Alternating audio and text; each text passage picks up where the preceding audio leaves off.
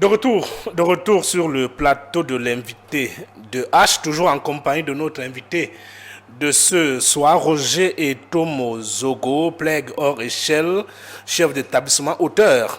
Et c'est bien sûr sur cette dernière casquette que nous allons étendre notre entretien, notre conversation en cette deuxième partie. Alors, dans votre bibliographie, on retrouve un essai intitulé Léquier, acteur ou marionnette. Peut-être on va dire un mot sur ces... Sur Il faut lire tout le titre. Oui, je dis Léquier, deux points, acteur ou marionnette. Je pense que c'est ça. Sauf si j'ai oublié quelque chose. Léquier, deux points, acteur ou marionnette, regard sur 2 décennies aux côtés du pouvoir. Pour ça, le détail, Ça, on ne va pas jusqu'au bout, ça ne donne pas. le détail là, bon, n'a pas été donné. Regard sur 2 décennies de Aux côtés du pouvoir. pouvoir. 2 décennies au côté du pouvoir. Qu'est-ce que vous voulez dire concrètement? Non, plusieurs décennies. Qu'est-ce que vous voulez dire? Bon, je crois que, je ne sais pas si on devrait réussir. Oui, en quelques minutes. Oui. Là, c'est le fils de la Léquier qui parle. Ce n'est pas un homme politique. C'est un observateur de la cité. Vous êtes souvent aussi homme politique? Je ne crois pas. Bah, pour aller, peut-être la politique, parce qu'on va me dire, nous sommes à l'église, c'est de la politique. Qu'est-ce que la politique? À l'école même, c'est de la politique. Mais je dis, cette politique, la politique politicienne, non. Je n'ai pas de carte d'un parti politique, je n'en ai jamais eu. Je ne sais pas si je vais en avoir. Donc, je suis un observateur libre de la Pourtant, société. je vous sais proche des amis politiques. Absolument. Bon, si vous étiez à ma dédicace, il y a un vice-président du MLC qui était là. J'ai vu le Il y a un président président d'un d'un parti. Denis Emilien Atangana, qui Oui, était là. avec qui je suis au quotidien, de tous les bords. Oui. Bon, l'autre jour, l'arrosage de ma médaille, c'était un éminent du parti du RDPC. C'est la famille, c'est la famille. Et donc, pour revenir à l'essai, Oui, c'est acteur ou marionnette. l'homme de la Léquier, c'est le fils de la Léquier qui parle. Dans mon livre, j'ai voulu dire ceci. La Léquier capitalise tout ce qu'on appelle tous les indices de puissance. C'est-à-dire, économiquement, quand on parle d'économie au Cameroun, la Léquier n'est pas or. Politiquement, la Léquier n'est pas or. Intellectuellement, il y a si on compte les grosses têtes au pays, il y en a de la Léquier. Bref, dans tous les aspects. Et la Léquier aussi, bon, j'allais éviter démographiquement aussi, parce que la Léquier, même dans le sang, je crois que si on enlève Yaoundé, c'est la première puissance sur le plan de la population, et même sur le plan national, parmi les 10 premiers. Donc, la Léquier capitalisant tous les indices de puissance a son mot à dire dans la gestion du pouvoir de Yaoundé. C'est ce qu'on dit. Et là, dans mon ouvrage, je revisite cette vie commune, la conjugale entre la Léquier et le pouvoir de Yaoundé. Et dans mon analyse, la Léquier a toujours donné. Et la question que je me pose, est-ce que la Léquier a donné autant, a reçu autant qu'elle a donné? C'est ça l'interrogation. Bon, mais en dernière analyse, il ressort quand même, il ne faut pas se leurrer dans le contexte camerounais que la Léquier a aussi toujours reçu. Quand vous allez lire, je fais une comparaison. La Léquier a toujours eu, à tout casser, 2 ministres, un ministre et demi ou 2 ministres et demi, pendant que d'autres régions, je vais prendre la Dama, ont souvent eu peut-être un ministre pour toute une région, je parle d'un département. Oui, oui. Bon, ça veut dire ainsi que la Léquier a toujours été était proche du pouvoir de Yaoundé. Beaucoup de petites choses sur le plan économique et tout. Mais quand je fais la balance, ça c'est l'observateur qui je me dis que ce n'est vraiment pas la même chose. On est dans donnant. J'ai l'impression qu'il donne plus qu'il ne reçoit. Ça c'est le fils qui parle. Et là vous allez suivre, il y a un chapitre là qui dit des bretelles sans pantalon. C'est-à-dire, c'est une anecdote, quand nous étions étudiants, à l'époque c'était Achidi Achou qui était ministre, et nous étions dans un rassemblement devant un ministre camerounais, quelqu'un lui a demandé, un villageois lui a demandé, et ça c'est l'expression d'un homme de la Léquier, il dit ce qu'il pense, il pense ce qu'il dit. Par exemple, on parle de 15 minutes de folie, moi quand j'en ai, ce n'est pas la folie, c'est un homme qui est dans l'esprit bouillon, toujours en train de se questionner. C'est ça qu'on peut appeler folie. Or, c'est un esprit d'un chercheur en permanence. Donc, il dit, vous avez dit, Emmanuel Mona Télé, je crois que vous connaissez Emmanuel Mona Télé, c'est peut-être maintenant qu'il y a déjà la route. Et c'est ça, Zamangwe, Okolo, Vodula, c'est les bretelles. où est la route de la Léké? Un homme ne saurait avoir des bretelles sans pantalon. Les bretelles, donc, lui, là, servent à quoi? Bon, à l'époque, celui-là, qu'on a dit au ministre, ça, c'est la route qui passe là. La route de l'Ouest, ce n'est pas notre route. Bon, en fin de compte, j'ai dit, la Léké capitalise les indices de puissance. Est-ce que, bon, et puis, et je le démontre aussi, sans la Léké, je peux me le permettre, Yaoundé tomberait. Pour aller à l'ouest, on traverse la Léké. Vous savez que l'ouest aussi, c'est un grand... Oui, oui. Pour aller à l'est, on traverse la Léké. Allez bien voir la géographie. Pour aller au littoral, vous passez par long là-bas avant d'arriver à Bodmakare autre. Donc, aucun pouvoir yaoundé ne peut fonctionner sans la Léké. Et ça a toujours été démontré. Vous allez voir que les campagnes ont souvent été lancées quelque part là. Quel que soit le président là, les campagnes ont souvent été lancées quelque part là. Ce n'est pas innocent. D'accord. Bon, mais en dernière analyse, je fustige l'attitude des élites. Le pouvoir donne. Qu'est-ce que les élites font? C'est là où il y a l'image dans laquelle je dis, les élites se comportent comme ceci. Vous aidez un enfant à monter sur le manguier, vous le poussez. C'est-à-dire, il doit secouer pour que les mangues tombent. Et lui, arrivé là-bas, il suce. Le temps en haut, il lance les... Oui. Voilà.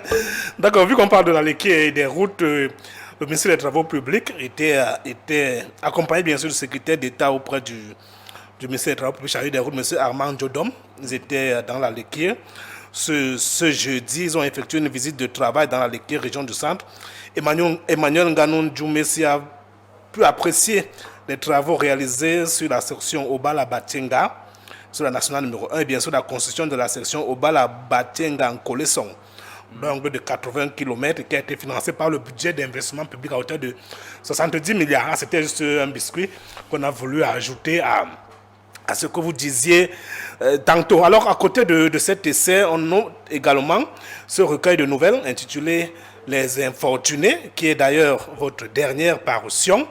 Mais avant de parler des infortunés ou bien de les infortunés, parce que c'est les infortunés, avant de parler de les infortunés, j'ai également noté que vous avez adressé une lettre ouverte au futur président de la République, au candidat à l'élection présidentielle de 2018. Qu'est-ce que vous leur disiez dans cette lettre ouverte? Bon, oui, c'était dans la même... Je ne sais pas si ça a encore une place ici. C'était dans la même logique que le livre. C'est-à-dire, quand vous venez à Yaoundé, n'écoutez pas ce qu'on vous dit seulement à Yaoundé. Venez voir la Léké sur le terrain. La Léké, c'est... je vais citer les erreurs. C'est un collègue coaching de l'autre côté. C'est Mvomnam là-bas. C'est Ondondaou. Ondondo, c'est entre Obala et ça. On peut faire on produit là-bas. On a des problèmes pour arriver à Yaoundé. On produit ça pourri sur place.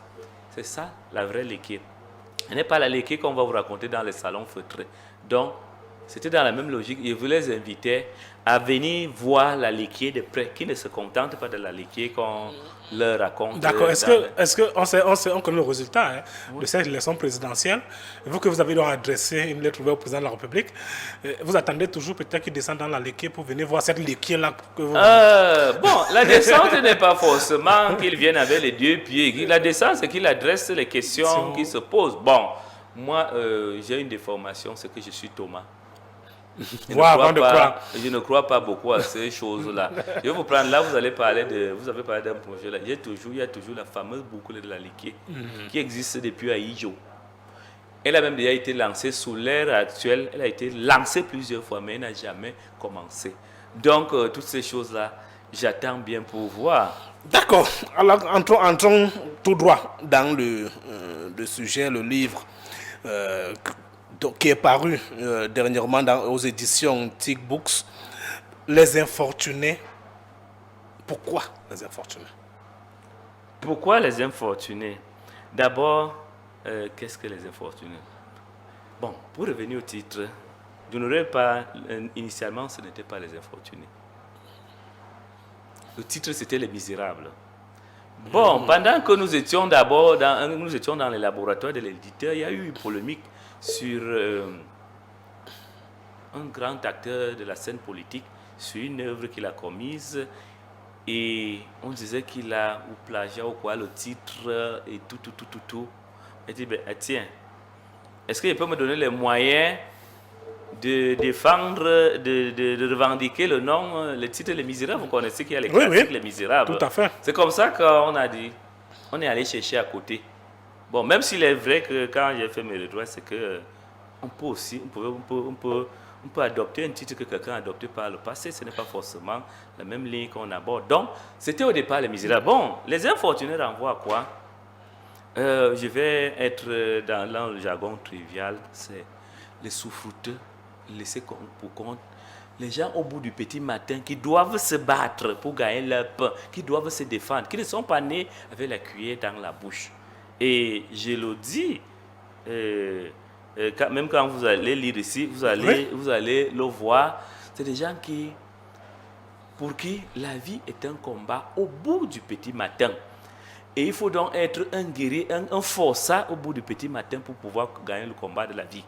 C'est-à-dire, dès qu'ils naissent, ils n'ont pas la cuillère d'or à la bouche. C'est ça, les misérables. Les gens qui doivent... Les infortunés. Les infortunés, oui. Ils doivent donc se battre au quotidien. Et vous pouvez le lire pour sortir leur tête de cette eau boueuse. Oui. Donc, c'est un peu ça, les infortunés. C'est des gens qui se battent au quotidien pour se faire un nom, pour vaincre les injustices. On vous sait très prolixe et très engagé, parce qu'on voit là un écrivain très engagé. Vous parlez tout à l'heure de cet essai sur Lalekye, acteur aux marionnettes, 2 décennies aux côtés du pouvoir. Aujourd'hui, c'est les infortunés qui retracent, qui remettent au goût du jour les réalités sociales. Les réalités auxquelles font face les jeunes en majorité, et si ce n'est la plupart des Camerounais. Alors, c'est un cri de cœur, c'est un cri d'alarme, ou bien c'est juste un constat simple? Un simple constat, ce serait pourquoi? C'est un cri d'alarme, c'est un cri d'alerte que ça ne va pas. Et puis, peut-être, je ne sais pas si vous avez lu, le premier là, c'est pour une histoire de canard. Le premier titre là. Et là, ce n'est pas une histoire d'aujourd'hui. J'aime bien raconter cette histoire. J'ai écrit cette nouvelle étant en fac. Je devais participer au concours de la meilleure nouvelle de langue française. Et il m'a manqué 1800 pour poster. À l'époque, c'est la période de la dévaluation, la période de la privatisation, la période où il ne fait pas beau être fonctionnaire. C'est le quotidien d'un fonctionnaire, peut-être aussi à l'époque, ce n'était pas le MINESEC, c'était le ministère de l'Éducation nationale qui a du mal à arrondir les angles. Pour partir du ministère jusqu'au quartier, parfois même il n'a même pas l'argent de bus quand il arrive, et les dettes, il ne peut pas payer la maison, et il avance inexorablement vers la fin de sa carrière. Il n'a pas de maison. C'est la misère au quotidien. Donc, et pourquoi c'est ressorti des tiroirs? Mais curieusement, c'est la même situation aujourd'hui. Peut-être comme nous, on n'est pas dans le centre-ville. Le centre-ville, on ne connaît pas qui est qui. Il y a tous les secteurs d'activité. Donc, finalement, on ne fait pas la différence. Il y en a qui touchent le premier, il y en a qui touchent même chaque jour, il y en a qui touchent... Mais dans l'arrière-pays, mon frère, pour que quelqu'un ait 100 francs, c'est un problème. Pour que quelqu'un qui est malade aille à l'hôpital, c'est un problème. Donc, je me dis que, mais attends, pourquoi on revit? J'ai l'impression qu'on revit même avec plus d'acuité qu'à cette époque-là, dans les années 90. C'est donc ça dans l'ensemble, les infortunés. Et cet homme-là doit se battre. Et là, pour une histoire de canard, c'est une histoire de misère. Les gens vont bagarrer pour... C'est la misère qui les amène à bagarrer. À la fin, il y a mort d'homme. C'est-à-dire, vous savez, quelqu'un l'a dit, un grand penseur l'a dit, et je crois que c'est le travail est loin de nous. 3 grands mots. Voltaire. Quand vous avez à travailler, vous n'avez pas besoin de... Quand vous avez de quoi manger, vous n'avez pas beaucoup à réfléchir. Alors, vous voulez promouvoir une société juste égale, si ce n'est égalitaire, où il y aurait peut-être un partage équitable des richesses. Mais, oui. Bon, je ne peux pas créer la cité, je ne peux pas créer un monde à moi, mais nous voulons quand même décrier, nous voulons crier, nous voulons tirer la sonnette d'alarme que ça ne va pas. À qui la faute? À tout le monde. Mais d'abord à l'État qui a... Mission régalienne. Mission régalienne. Attends, Quand on est j'ai parlé de Ndondo là-bas. Il faut créer, c'est les agriculteurs, l'homme de la lait qui travaille avec les mains. Mais la nourriture n'arrivera jamais à Yaoundé, ou bien quand elle va arriver à Yaoundé, elle sera déjà pourrie. Donc, chacun a son rôle. Mais, comme je l'ai dit tantôt, je m'adresse aussi à ceux-là. Nous ne devons pas baisser les bras. Nous devons toujours nous dire, nous pouvons, nous devons, nous pouvons, nous devons, nous allons. Voilà ce que je dis donc à chaque Camerounais, à chaque jeune. Nous ne devons pas baisser les bras. La manne, j'aime souvent le dire, je disais ça à quelqu'un, la manne, c'est la Bible. Hein? La manne, j'ai l'impression que c'est l'époque de la Bible, de l'époque de l'Ancien Testament. Là. La manne, là, que tu t'assois chaque matin, que ça va arriver, ça va... Non, il faut se battre. C'est ça le sens des infortunés. Être un forçat au quotidien. Demander à ces Camerounais de toujours se lever tôt pour se coucher tard. Oui, Pendant que d'autres se lèvent à 10h et se couchent à 15h avec la queue dans la bouche. Et chacun milite pour sa chapelle. Moi, je dis, battez-vous. Je le dis toujours. Ouais. Mon postulat, c'est nous devons, nous pouvons, nous allons. La vie est une reconquête, une perpétuelle reconquête.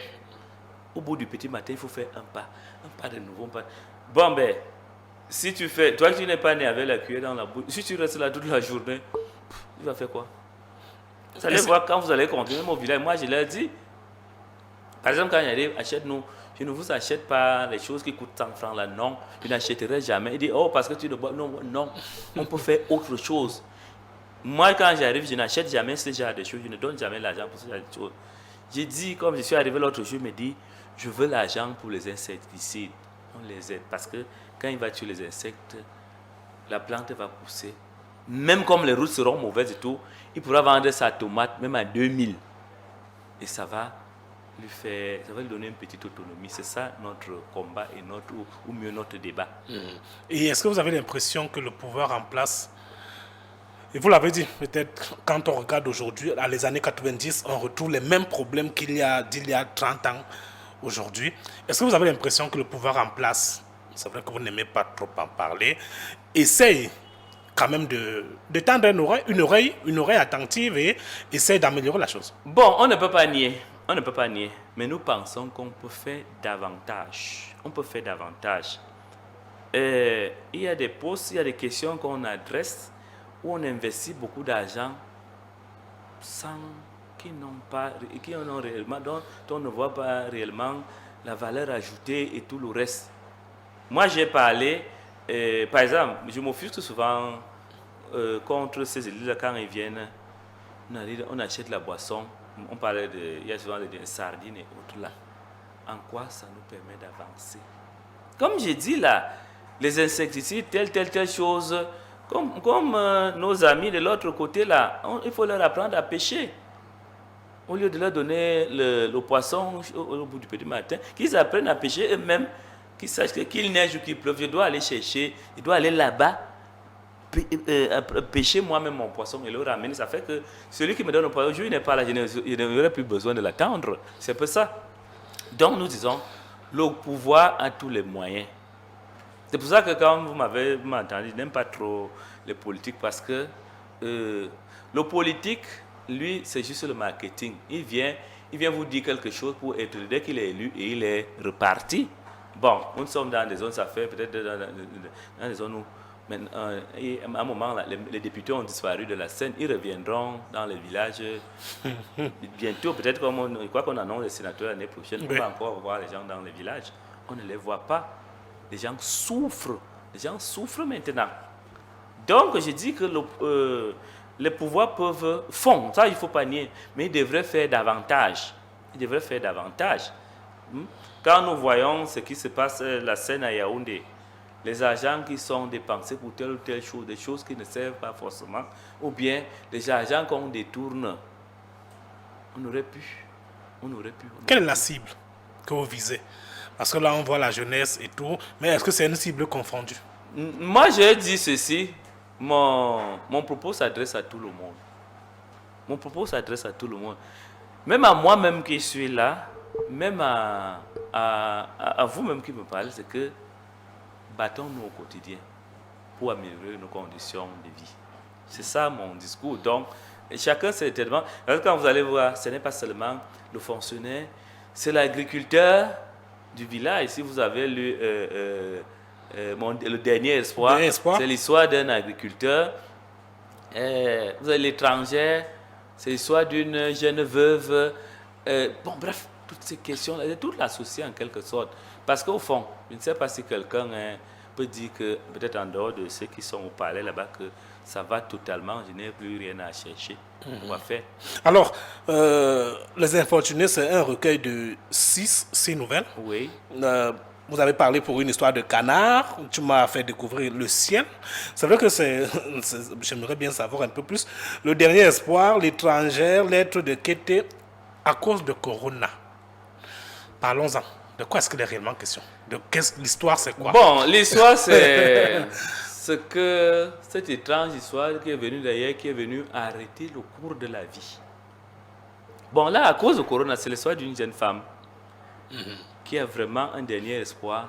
Elle a trimé, elle n'a pas pu trouver de mari, elle n'a pas.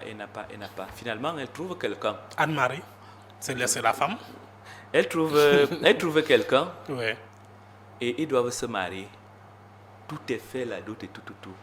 À la dernière minute, le mariage capote à cause de Corona. Vous voyez donc comment Corona est venu changer tous les systèmes, les espoirs qui sont devenus les désespoirs. Bon, on va voir là-dedans. On a vu un mouvement qu'on n'a jamais vu dans notre monde. Les gens fuient l'Europe pour venir se cacher chez nous. Bref, c'est pas de ce bouleversement de l'histoire mondiale. C'est un peu ça, c'est ça à cause de Corona. Corona, bon, peut-être la Bible a prévu, je ne sais pas. Vous avez vu, même aux États-Unis, je ne sais même pas s'il y a vraiment une entité qui a prévu cette question-là. Je parle de ce bouleversement que cette histoire est venue entraîner dans nos vies. Alors, c'est depuis le mois d'août que le livre est dehors. Oui. Le retour, est-ce que le livre a été bien accueilli par le public? Oui, le retour, comme là, je vous ai dit que tout à l'heure, j'ai rendez-vous quelque part. Et oui, parce que les thématiques sont celles que nous vivons au quotidien. Tout le monde se retrouve dedans. Par exemple, quand je dis l'étranger, c'est une veuve. À peine son mari est mort, la belle famille est arrivée et dit que tu es une étrangère, tu n'es pas venu. Même tout. C'est de remettre ce problème-là dans nos sociétés-là. Elle dit quand l'homme meurt, on ignore qu'elle a vécu, que la femme, cet homme a peut-être bâti cette richesse avec cette femme. Et on l'écarte, on la maltraite, on l'offusque. C'est un peu ça. Et même là, c'est toujours le même discours que battez-vous, rien n'est acquis. Battez-vous. Donc, pour dire que tout le monde trouve son compte dedans. Tu m'as fait découvrir le ciel. C'est une histoire de deux copines, mais dont une sort avec le mari de l'autre sans qu'il ne le sache, sans qu'elle ne le sache. Mais ils sont de bons amis. Mais la mariée, c'est dans le téléphone de son mari qu'elle découvre un étrange message et d'étranges images. Curieusement, c'est sa voisine. C'est comme ça qu'elle n'a pas agressé sa voisine. Elle la tue même. Bon, là, c'est les réseaux sociaux. Le téléphone, le mari qui dort. Alors, quel est votre combat? C'est très riche, je dois le dire. Peut-être à l'heure où aujourd'hui nous parlons d'une... Vous êtes enseignant. Pourquoi peut-être limiter les importations des œuvres et promouvoir l'œuvre camerounaise, inscrire au programme officiel? Ça peut être... Pourquoi pas? Est-ce que c'est vers là où vous tendez? Pourquoi pas? Parce que toutes les histoires dont on parle ici, je crois que je vous ai fait lire la note de lecture qui a été très bien faite par la fille. Ce n'est plus les histoires de mon parent, c'est les histoires de chez nous. Les noms, c'est les noms de chez nous. Quand je dis Nkolme Banga, si tu sais, ceux qui sont camerounais, ils savent que où Nkolme Banga se trouve. C'est nos réalités au quotidien. On a aussi les noms de listes culinaires. Hein? Oui. C'est nos réalités. Pourquoi pas? Et ce serait plus proche de nous. Ça rejoindrait un peu ce que les catholiques ont appelé l'inculturation. C'est-à-dire, c'est un peu dans cette logique-là. C'est-à-dire nous approprier nos valeurs, nos choses, vivre avec nos réalités. Pourquoi moi, j'ai un dévancier que j'ai toujours admiré, le père de Biman. il vous parle de Mokolo, il parle du sol, des choses que vous connaissez au quotidien. Bon, donc c'est un peu ça. Et puis, nous sommes à l'heure de l'APC, ça c'est l'ancien qui va parler. Oui. Des situations de vie, c'est-à-dire des choses que nous connaissons. Sont Partie des choses que nous connaissons. Et c'est plus facile de trouver des solutions à des choses, aux problèmes que nous connaissons et nous-mêmes. que nous vivons chaque jour. Oui, voilà. C'est un peu ça. C'est un peu ça. Donc, Est-ce que le plaidoyer est dans ce sens-là? chacun fait son travail. Son J'ai travail. fait. Et puis, bon, par exemple, là, j'ai des aînés qui pensent que c'est même. Il faut faire lire ça à nos enfants. À nos enfants. Dans certains cas, je suis là, on est dans un projet où quelqu'un voudrait faire lire ça au maximum des enfants de seconde ou première. Yeah. Bon. Et chacun fait son travail. Je n'ai pas une bouche très avisée. Je ne sais pas, je n'ai pas les bons mots pour atteindre la cible qui décide, mais j'ai fait mon travail. Je crois que c'est peut-être le même travail. Quand vous faites ça là, peut-être les gens peuvent s'intéresser, ils peuvent. Et là, l'éditeur est camerounais. Tout est local. Pourquoi pas? Une préface de Denis Emilien Atangana, dont on parlait tout à l'heure, un président d'un parti politique. Alors, pour sortir définitivement de ce sujet, l'agenda de l'auteur, est-ce qu'il y a d'autres projets qui sommeillent? Oui, les projets sommeil. Je ne peux pas déjà dévoiler. Bon, je peux dévoiler le titre, hein, c'est Amour impossible. Bon, ça n'a pas. Donc, là, c'est un roman. Bon, mais je vais me donner le temps suffisamment. Oui. Il y a aussi une biographie, une personnalité connue là, qui peut servir de modèle.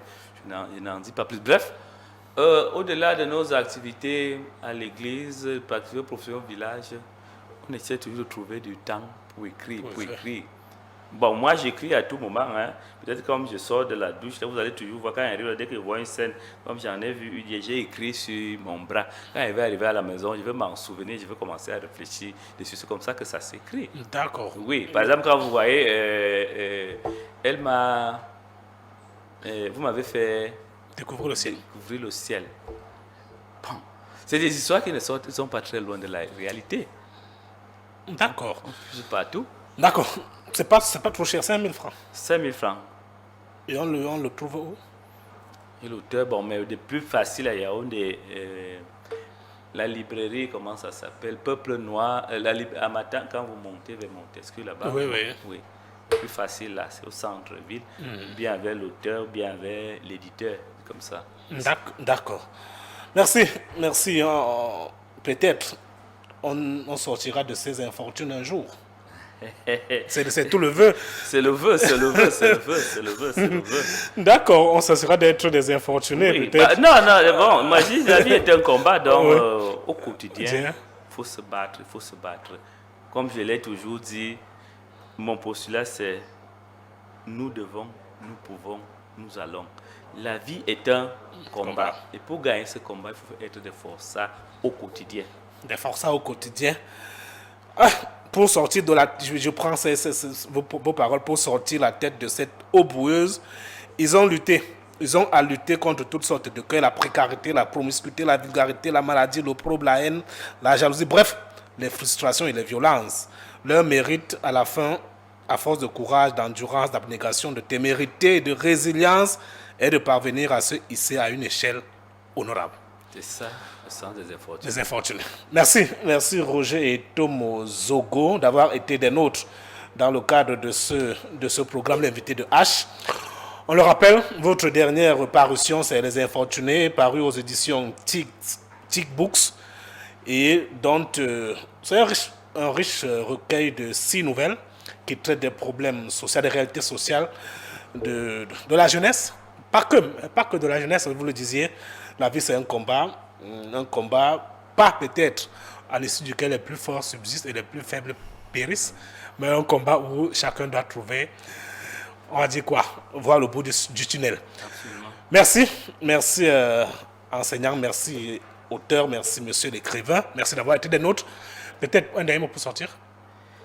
Un dernier mot pour sortir, il faudrait bien que les gens lisent Les Infortunés. Ouais. Il faut lire Les Infortunés parce que le discours qui est dedans, c'est le discours que nous voulons tenir pour tout le monde. C'est la résilience. Oui, vous avez lu l'endurance, le courage, l'abnégation, la témérité. C'est là les valeurs que nous voulons inculquer aux gens. Il faut lire les infortunés. D'accord. Il faut lire les infortunés, je ne vais pas ajouter plus. D'accord, merci beaucoup. Merci de nous avoir regardés. Retrouvons-nous jeudi prochain lorsque ce sera 20h30 sur ces mêmes antennes. Au plaisir de nous retrouver. Restez sur les programmes de Humanitarian en télévision qui se poursuivent. Prenez soin de vous, prenez soin de vos familles. Et à jeudi prochain. Au revoir.